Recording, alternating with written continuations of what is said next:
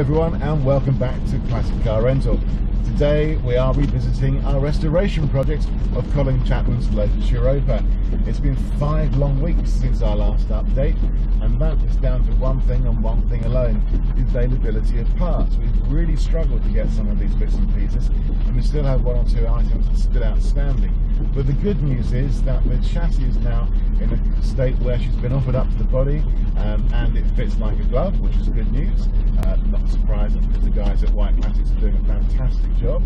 And the other thing is, today she's going into paint, so we can finally put some colour on those rosy Europa cheeks, and I can't wait to see her. So we're just over just going over to White Classics right now, on a very typically British summer's day. In fact, it's pouring with rain. Oh, there's a nice puddle, and we'll see how she looks. So we'll see what's going on.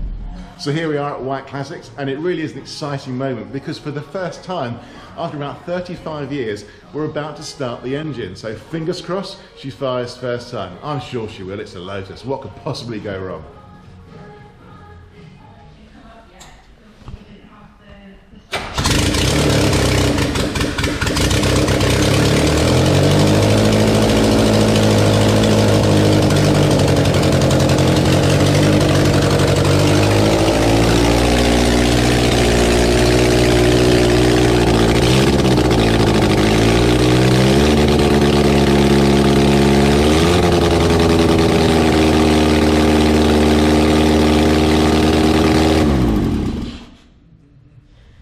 I'm not sure about without the pipes. I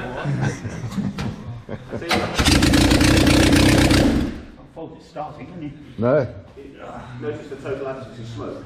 Yes. Which is a good sign. Which is quite unusual for a Lotus. Starts No. on the bottom. And Fantastic. Fantastic. So she breathes. Oh, excellent stuff.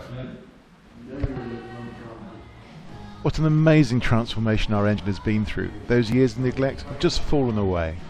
And would you look at the amazing work that Eurocarbs have done to our carburetors. Those Del Autos, they're like new.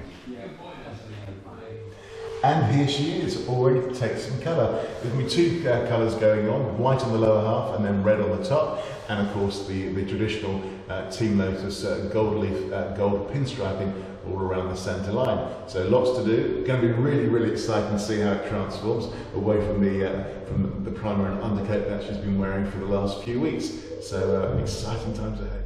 So I'm here with Mick now, who's going to be doing the painting for us. So Mick, what's the process with this? Because we've got 3 colours going on there, with the gold pinstriping, the red on the top, and the white on the bottom. What we're going to have to do is I'm going to have to paint the actual gold pinstripe around the whole car first. Oh, that goes on first? Yeah. Oh wow, okay, right. And obviously paint in the area where it's going to go on the door. Yeah.